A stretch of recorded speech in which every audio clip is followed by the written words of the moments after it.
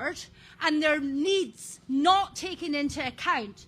We have this image of Scotland that's put about by our MSPs, that somehow Scotland is this land of rich and well-run and rich and full of people that are well-educated and healthy. But they do not see the reality of how people live. And Leanne Tervet, she came up with this idea of schemes for Indy to get everybody in the schemes voting. And she does videos of terrible conditions of housing. There's terrible problems with addiction from hopelessness. There's problems of just not having enough money to live on to meet your basic needs. Now, if these people vote, the MPs will pay attention to them. So that's what we have to do. This is for making sure that the government delivers the priorities of the people. And the priorities of the people is independence. So by doing this, we will, as a side effect, build the vote we need for independence, but also the vote, obviously, so people are not forgotten and their needs are addressed. Thank you very much. So, hi everybody, lovely to see you here on this anniversary of Scotland's freedom at Bannockburn, fought and won by Bruce. And because this is such an important date, I want to take you back to that moment when the Scotland fans broke into Flower of Scotland and how they represented us. If you've been watching, how welcome those Scotland fans were. And was anybody not moved by hearing that whole stadium singing Flower of Scotland? About today, about this day, when, against all the odds, we won our freedom. So since that's what we're celebrating, and since we've all been so moved by that ambassadorship of our Scottish fans in Europe, I'd like to ask you to join now and sing that song, and then we'll have a wee talk about it. So much. So there's one line in that, which is what makes that anthem for me. And we can still rise now and be the nation again that stood against them. Be the nation. Rise. How? How? Well, first, you need to know what it means to be that nation. What makes us Scotland? Not North Britain, not an English Scotland, a Scotland of our own. What makes us different? We can't change anything by dreaming about the past. But we can't change anything if we don't build on the past. What can we do? How do we take that and rise? Well, I'm going to suggest 3 things that everybody can do. Whether you're a member of a party or you're not, you can do this. If you are a member of a pro-Indy party, you've a wheen of work ahead of you. So here's the first. The declaration of Arbroath, the record that the people of Scotland are sovereign. Can I get that back? The people of Scotland are sovereign. Can I hear it back? The people of Scotland are sovereign. What does that mean? It means that our governments don't rule over us. They don't rule in Scotland. The people do. Now, talking about how great that is as an idea will get us nowhere. But guess what? If the people of Scotland are sovereign in constitutional law, guaranteed as a provision of the treaty, the constitutional settlement of the Union, we are entitled to modern mechanisms of sovereignty. So, if your politicians tell you that they acknowledge the sovereignty of the people, but then they tell you that they take that sovereignty when they're elected, or they tell you that, aye, you're sovereign, but Westminster's actually more sovereign than you are. They're lying. They do not accept the sovereignty of the people of Scotland. They do not look for ways of enacting that sovereignty. They talk about fighting for Scotland. You're not fighting for Scotland if you're not fighting for the sovereignty of the people, making it a fight between the colonial power in Westminster and the sovereign people, instead of the Westminster administration in Holyrood and the UK administration, the mother parliament in London. The sovereignty of the people trumps the sovereignty of Westminster. If our politicians are serious, we need to force them to acknowledge that, to look at what the law says, to look at our history, and to look at the fact that that is part of what makes us a nation. If we are going to rise, we rise as a sovereign people, right? So if you're in a party, go back, work with the membership, take that party back and make it a genuinely Scottish party that stands and fights for the nation of Scotland. Number two, we need to stop our elected officials taking an oath to a foreign crown. In 1708, the Treaty of Union was thrown out. It was thrown out because it set out to create one kingdom. But instead of doing that, they extended English treason law to Scotland. In Scotland, the people are sovereign. In England, it was the monarch. They took away, with that one move, the primacy of the Scottish crown, by which treason can be treason against the people themselves, and they replaced it with their horrible feudal class-based Treason Act. Then they extended the English coronation oath to Scotland. This isn't romantic history, this is a fact. In the House of Commons Library, they explain that the English coronation oath was extended to Scotland. What that means is that Scotland was added to the domains of the English crown. The Scottish crown still remains. So our politicians need to refuse to take an oath to a crown that calls itself the UK crown and is in fact only the English crown, a foreign power. And lastly, finally, any politician, any political party that supports these, you'll hear a wee bit more about it later on, but that supports these enterprise zones, special economic zones and free ports is selling the territorial assets of Scotland to corporations which are not accountable, and where the sovereignty of our crown, which is our people, is handed to private corporations. And that is privatisation on steroids, and if you want to know what that looks like in practice despite the profits, take a look at what's happened to English water, English rivers and English seas. If our politicians are supporting that and enabling that, they have betrayed Scotland. They are, when you talk about an independent Scotland, you must mean the whole integral nation with all of its rights, not sold out to foreign buyers, not subordinate to a foreign crown, and not acknowledging the sovereignty of a foreign parliament over a sovereign people and nation in Scotland. We can change that. You don't have to join Salvo. We'll welcome you with open arms if you want to, but that's what we're working on. But every single independent supporter can go back to their communities and their parties and say, this is what independence means.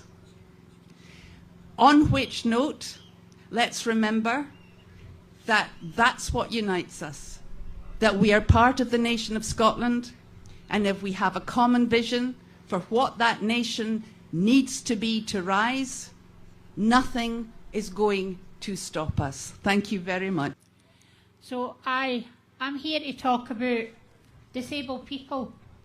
It's so important that we are at the front line beside everybody. We need a platform at every opportunity we get. And can I just say, the carers, they look after my peers, honestly, they save the NHS, local authorities, billions, absolutely billions. And now we're watching Westminster say that they're going to take them for fraud. Some folk earned 5 pence a week, more than they were meant to do, and they're going to have their lives ripped apart. It'll no happen. I'll no let it happen.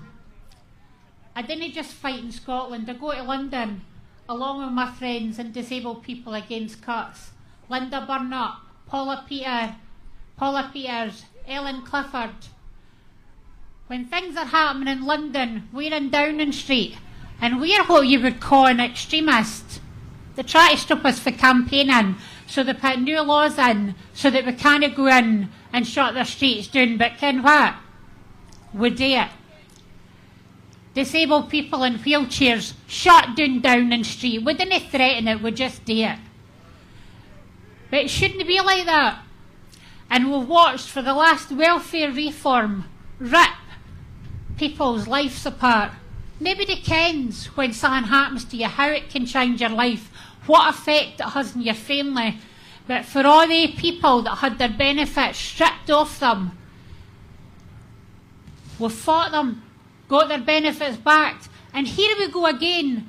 They're doing again another fight against get disabled people back into work. I'd be the first person to help them, didn't get me wrong.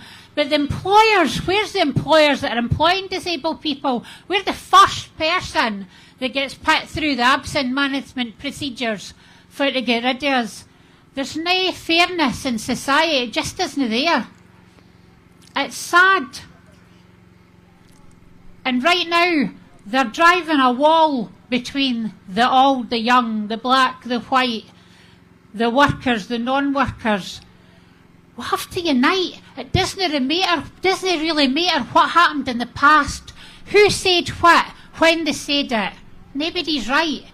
But until we are united, Westminster's always going to win.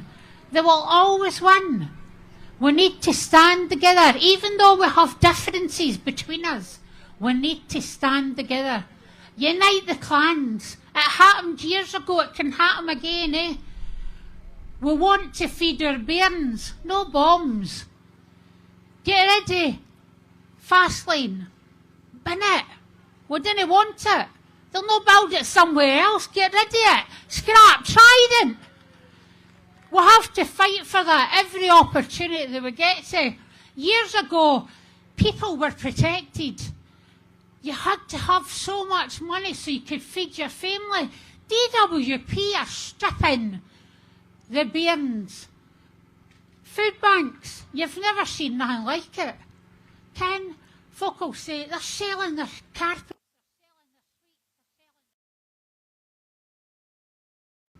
Sorry, I switched myself off. Women, they're selling themselves to feed their family. It's shocking. It breaks your heart. If I was to tell you every person that came to me with a different story, you couldn't help but break your heart. So the same folk that were hammered years ago had their houses taken off them, their cars, their vans taken off them, are going to go through it all again. Why? You can't let it happen. We can't let it happen. So we really need to help. We Jeannie down the road that's got cancer. We Max down the stair that doesn't have something to feed their bairns.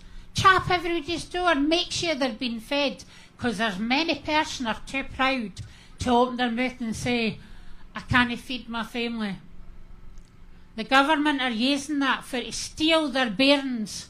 Steal their bairns, that's what's happening. You go and say you can't feed your family, social work's on the top of it. They're stealing our bairns. literally stealing our bairns. 2 minutes, sorry. 2 minutes. Try silencing me. It's not very likely. Sorry. And I work with every single party to get what I need for my peers. I don't care who they are, what they are. I have peers, whether they vote the Tories, whether they vote Labour, whether they vote Lib Dem. I'm there to represent them. They're my peers, eh? And it's... I really wish the Parliament could be like that every party could work together for the benefit of everybody, because this is where you find where things didn't join up, eh? But it's not just Westminster that's causing the problems. My pals in Glasgow are getting sent letters saying their care charges are doubling. In Fife, let's get the latest in. In Fife councillor put out letters last week trying to ask you how much disabled you are, so you can get the disabled council tax relief. They get a 25% cap. Now you're going to have to prove how disabled you are for to get that. Well, I'm sorry, Fife Council, I've came for you before, but I'm coming for you again. You shouldn't have to prove to everybody how disabled you are for to need a bloody wet room, how disabled you are for to need a bit of space in your house. And realistically, then you seriously need to get more accessible houses. There's so much that we need to do, but right now I'm here for to beg, absolutely beg yous to seriously consider how yous vote. You have to really think hard before you decide to vote this time. Really think hard. Your vote can make a difference for millions of people, or it can be flung away and lost. So, my last thing today is, I'll be on the flare, marching for independence, just the same as everybody else. But seriously, come vote day, really think wisely how you're going to use your vote, okay? Thank you. Hello, Scotland. If anybody wondering what a Palestinian doing in Stirling, simply because we are united. MI5, they used to stop me at Heathrow boat arriving from my travel and asking me what my relationship with the Irish Republicans. My answer was, and still, your bloody history united us.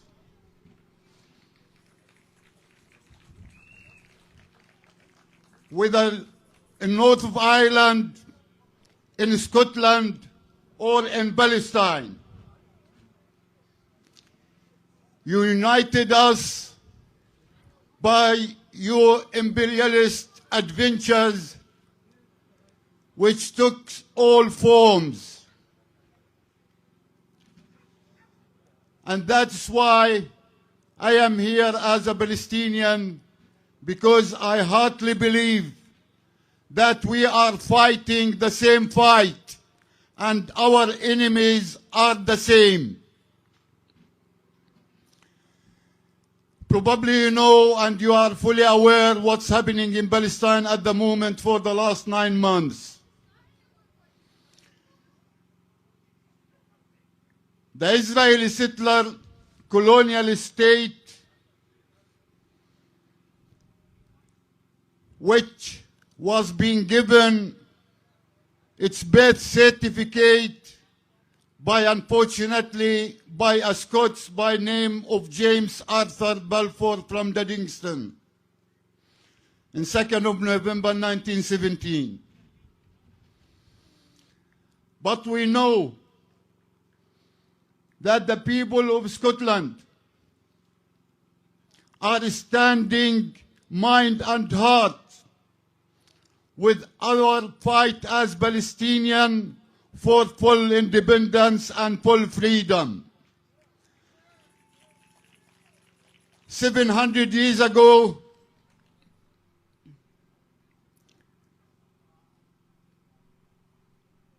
was a victory about 3-4 miles from here by the Bruce. I acknowledge that as an independent movement we might have our ups and downs. About 9 years before the Bruce emerged victorious, the English, they butchered Wallace in 4 quarters, and 1 quarter was being sent here, as you know. But the spirit of fighting for independence, proved by you much today, it never ended and never will be end, as our fight in Palestine will never end until we achieve our self-determination, freedom, and right of return. And this is why we are united.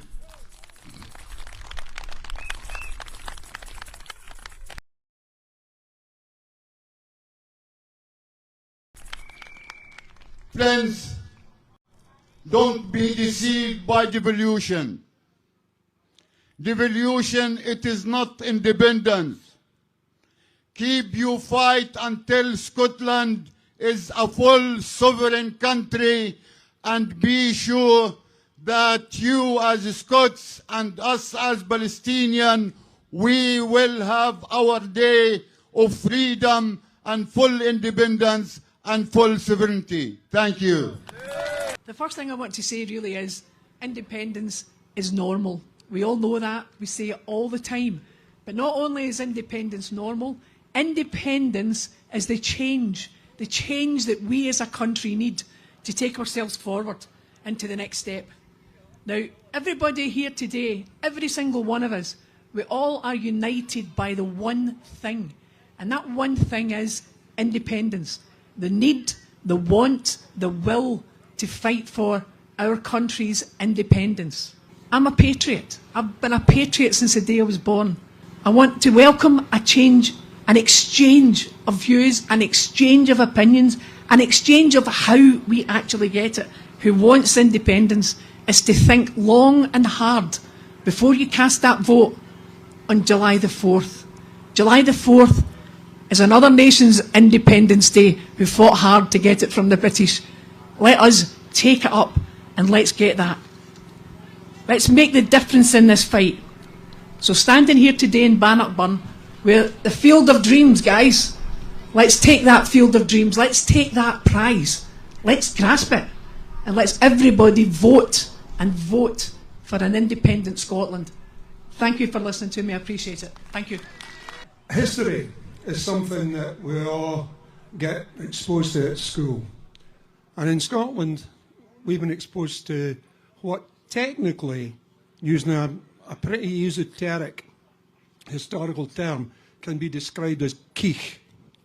So much of what we're told our past is absolute bloody rubbish.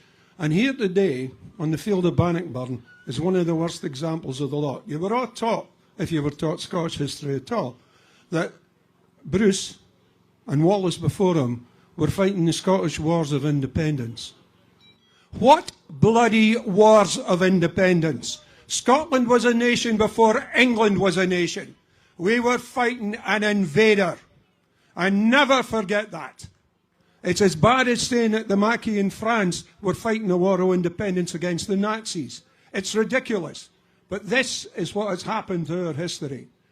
We have been mollycoddled into taking a view that effectively tries to say that Scotland's past is awful like that of England, don't you know? Rubbish. And there are things that crop up over the years that link back through our history, and one of them actually concerns William Wallace. William Wallace was judicially murdered by the English for defending his own nation.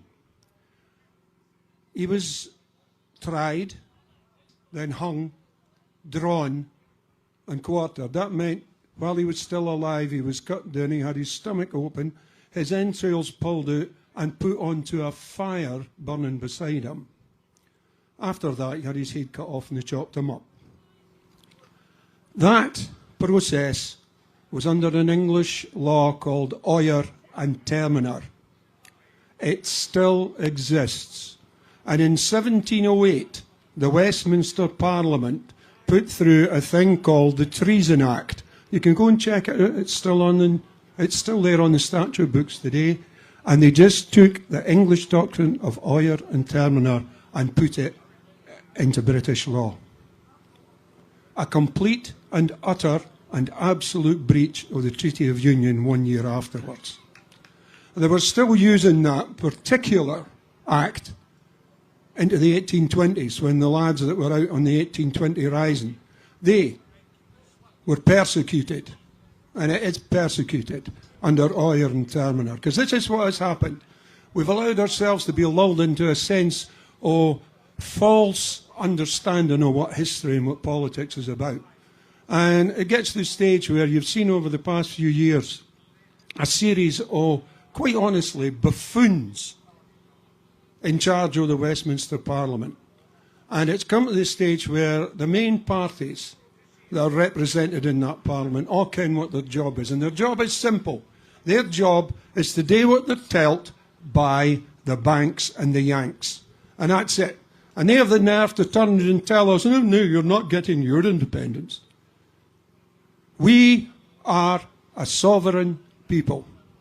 We are a people who have to be prepared to get off our knees. And I'm telling you this, from a historical perspective, nobody ever dealing with the British Empire, and although it's just a rump with the British Empire, the ideas that run through the heads of the folk they represent in Westminster are still full of the British Empire. Nobody ever got anything for them by asking, please, sir, can I have a new indie ref? It'll no work. But there are other ways forward, folks. Salvo are working on it, but there's other ways as well that can be looked at. Because we have to mind that in 1707, the Scottish Parliament was not abolished. It went into abeyance. And part of it still exists. One of the constituent bodies of the Scottish Parliament was the General Assembly of the Kirk of Scotland. And if we had politicians worthy of their salt, they would just wander along the Kirk and say, how do you fancy it? Call everybody back for Westminster and reinstitute the Scottish Parliament. We've got politicians that just want to play Westminster's game. That will not work. It's never worked before and it will not work now. So we'll have to be looking at new ways. And one of the things I'm looking forward to, and I'm getting on now, I passed 21 a wee while ago, and I think what's Scotland going to be like once we're away? And we're going to get away, don't worry about it, it will happen. And I'm looking forward to a couple of things, like the butcher's apron coming down over Edinburgh Castle. That's a biggie. Painting all the paint boxes blue. And that could be done beforehand as well. And the other thing we have to think about is we are known throughout the world for our creativity and our inventiveness. So what we need is some of the younger legal minds in this nation of ours that aren't corroded with privilege and the corruption. Oh, well, we've all seen it down the years. We need folk to start thinking about where we go forward, because although we have great resources in this land of ours, our main resource is our people, and it's time we got together and started thinking about how do we get to where we want to be, and we have to do new things. Think on, Scotland. Thank you. Good afternoon, everyone. It's great to be standing here today. It's always great joy to be surrounded by so many fellow independent supporters. But, let's face the truth. The governance model of United Kingdom is broken beyond repair. The corrupt Westminster establishment is totally blind to the struggles of ordinary folk. They do not represent the interests and aspirations of the people of Scotland. Time and time again, decisions made in Scotland have stifled our progress, ignored our needs, and stunted our massive potential as a nation. This simply cannot be allowed to continue. Despite the chains imposed upon us by Westminster, we have managed to make decent progress with the meagre powers that have been granted to us. But I think, let's not make a mistake here. We are not devolutionists. We are nationalists. We refuse to be a mere subsidiary of this crumbling union. We demand complete and total sovereignty. The right to forge our own destiny and the right to stand up as a free and independent country. The reason we are all here today is because we know that independence is the correct path, yet we must acknowledge where we've faltered. Polls have shown again and again that there is a clear gap between public support for independence and the political parties that advocate for it. This disconnect, the reason that the general public is feeling this way, is due to uncertainty and a lack of a clear and actionable plan, and we must change this. For too long we have been wandering about aimlessly, hoping that Westminster will be kind enough to say yes to our pleas of a second referendum, but they will never grant it, because they know we will win. So instead of further meandering about what we can do, we must be the ones to take the initiative, not them. Therefore, I say that the 2026 Scottish parliamentary election must serve as a de facto referendum. Some might ask me, why not this upcoming general election? Well, because whether we like it or not, polling has shown that the vast majority of people voting in this election are not voting on the basis of independence. They're voting to kick out the Tories at all costs. And trust me, they have my sympathy. But that's why the 2026 Holyrood election is the best opportunity we have. We must compel the leaders of independent supporting parties to acknowledge the 2020 election as a de facto referendum. And if they don't, we must demand that they offer an equally decisive alternative or step aside for those who will. We cannot afford more hesitation. We need direction, we need purpose, and most of all, we need to take decisive action. Look, I recognise there are challenges with a de facto, but what it will do is serve as a powerful declaration of our collective will. It will force the issue not only onto the national agenda, but also onto the international one, and ensure our voices are heard all across the world. It is an opportunity to unite us all under a common singular cause, to galvanise our movement and to channel our efforts towards a clear and attainable goal. But look folks, the era of half measures is over. The time for decisive action is now. So I call upon all of you to rise up, speak up, and not ask but demand our rightful independence. So let the 2026 election be our decisive vote for national freedom. This is our moment to assert our right to self-determination and to shape our own future. For Scotland, for our future and for generations to come, let us seize the moment and use this election as an opportunity to declare and secure our independence. Thank you for all being here today. And thank you for demonstrating that far from being extinguished, the cause of independence burns like a fire in the hearts of the Scottish people. On the 17th of February 2008, the Assembly of Kosovo unilaterally declared independence from the Republic of Serbia. The declaration began with these words: "We, the democratically elected leaders of our people, hereby declare Kosovo to be an independent and sovereign state." You or I may have no strong particular feelings about Kosovan independence. You will be forgiven for not having given it much thought. But there was one actor that had given it a huge amount of thought.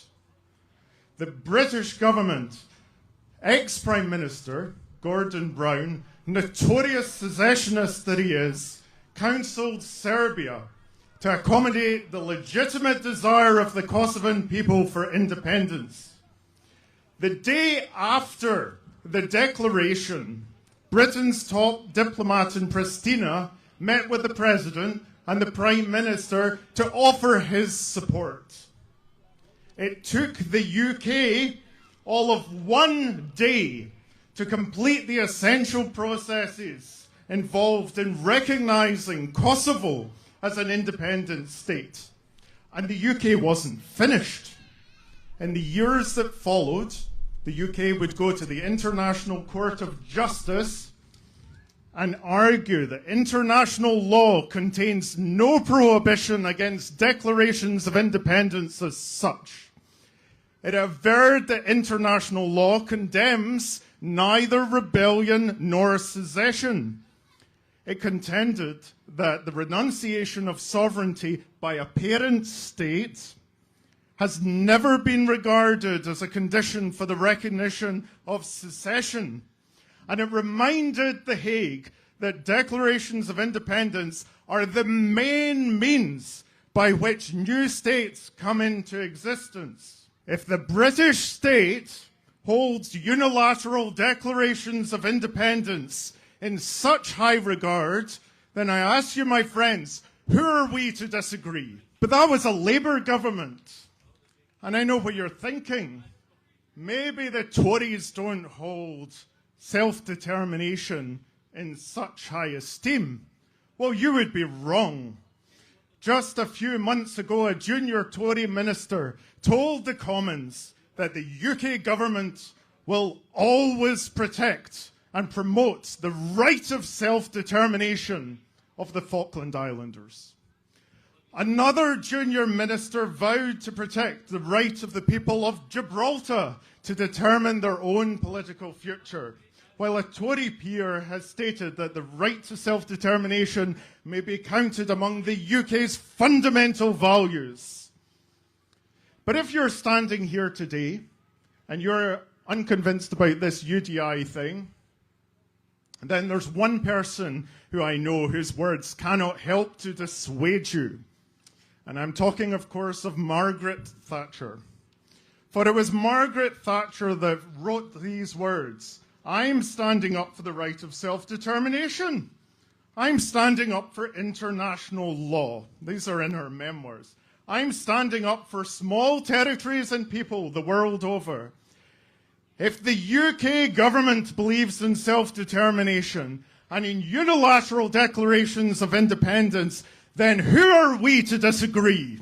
For it is now clear to all that there is no parliamentary or judicial route to independence that runs through the streets of Westminster.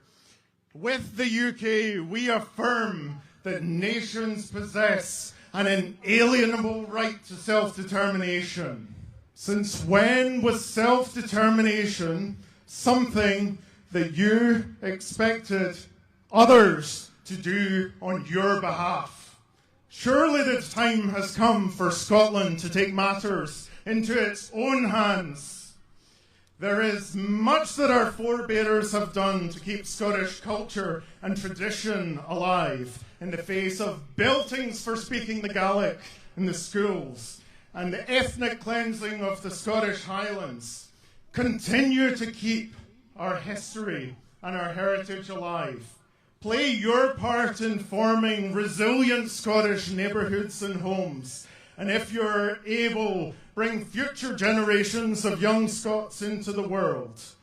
But if we hold our legacy in right regard, may be said of us that we despised no adversity, so that future generations of Scots might live in freedom. Independence is the proper inheritance of a righteous people. May we be counted worthy of it. What we need to do is have a movement where we put the people towards it. Go to the polls on the 4th of July. They work for us. We don't work for them. So what we need to do is unite like the Bruce did here at Bannockburn to see our independence. What do we want? When do we want it? So what we need to do is put Scotland before party. Thank you. Hello. Right, where do I start? Three ports, SEZs, city deals. Three separate titles, basically one meaning. Now, the politicians will tell you they're green, they're not. The politicians will tell you they're of economic benefit to Scotland, they're not. They'll say that we can rejoin the EU, we can't. Free ports in their current state won't allow it. They'll say that the free ports in Scotland are different to the ones in England, they're not. So what we've seen in England is exactly what's coming to Scotland. Now, Scotland has 2 free ports, Inverness and Cromarty Firth, and the 4th estuary free ports. It is currently 2 SEZs, one in Aberdeen in North East and the other in Glasgow. Now, to speak about the scale of these things, I'm going to talk about 2. I'm going to talk about the Glasgow SEZ and I'm going to talk about the 4th estuary free port. Now, the 4th estuary free port, if you know Fife, starts at Kirkcaldy Port. It then goes to Burn Island Port, Methil Port, Rosyth, Dockyard, Crombie Point, Mossmoran, Brayfoot, up around the coast to Grangemouth Port, the refinery that is now going to be a hub when it closes, Edinburgh Airport, Turnhouse, Leith Docks, Leith Port. It goes as far south as Musselburgh and as far north as Kinross. It engulfs Falkirk and Grangemouth. The Glasgow SEZ, now that starts in both North and South Lanarkshire and finishes in Western Bartonshire. It then connects on to Ayrshire. Ayrshire is a city deal. If I jump back to Fife, Kinross ends as a free port and Dundee, Perth start as a city deal. So, basically, it's privatisation through the back door. I heard one gentleman suggesting today, too late. No, it's not. Because what Salvo has done is sent a letter to every single one of these private companies that what they're doing is theft of sovereign, our assets. So they can do what they like, and they think they can get away with it, but in actual fact they can't. Now, some of these contracts, they last for 25 years. Now, many of us won't see the end of it, so we have to fight against them, not for ourselves, but for our children and their children, because it's them that will be affected by these. Now, the Free Ports Agreement was done in 2022 in relation between the Scottish and Westminster. If I go back to the 4th estuary free ports, the top table of management consists of a bulk of private companies and 2 councillors. In the second box, in an advisory role, you have Westminster and the Scottish Government. There's areas of Scotland that are under the control of Westminster. Now, what we can do about it is we can hold our elected representatives to task and ask them why are they telling us one story when in actual fact it's another. Why are they pretending that they care about Grangemouth when they know they can do nothing about it? And why are they complicit with the land grabbing and asset stripping of Scotland when they're meant to be parties of independence? And I'll end it there, and thank you very much. Scottish campaign for nuclear disarmament has been around since the 1950s. I'm sure some of you are members. Look at our website. This is a very real issue. In 2013, Scottish CND at an annual general meeting agreed to support the Yes campaign because getting an independent Scotland is the best way to get rid of nuclear weapons from Scotland. We are playing host to those weapons basically against our will. They are, as you know, based on the Clyde Estuary at Fastlane and Coolport, and if we were an independent Scotland, we could immediately sign the Treaty on the Prohibition of Nuclear Weapons, a UN treaty that half of the states of the world are signing up to because they've got fed up with the nuclear states carrying on modernising their weapons and claiming my might is my right. It doesn't matter if I obliterate half the world, I'm going to have this big bomb. They are no longer prepared to tolerate that kind of nonsense, and they want to bring about a nuclear-free world. And an independent Scotland would immediately have a UN treaty to back them up in disarming the Trident submarines and getting rid of the weapons from Scotland, and they would have literally nowhere else to go because there's nowhere else in the United Kingdom with the kind of base that they have at the moment, which involves great big bunkers under the ground at Coolport for storing the bombs, as well as the deep water port at fast lane. There's nowhere like that in the United Kingdom, so we would be disarming the United Kingdom from its nuclear weapons. And that is a really strategic, important role that Scotland could play for the benefit of the whole world. And we could then face the world for peace, for justice, instead of for mass death and destruction and ecological catastrophe.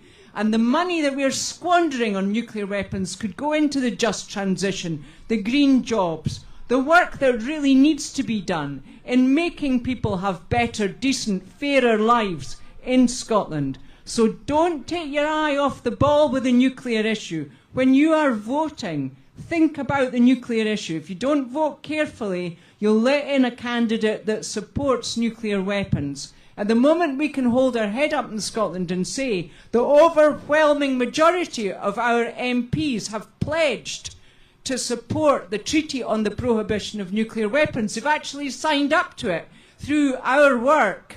But that work will be undone if we vote in a crowd of people who do not take that view and will support nuclear weapons. And I have to say, majority UK parties not only support nuclear weapons, they support nuclear power. And the two are still very interlinked. The one industry needs the other to prop it up.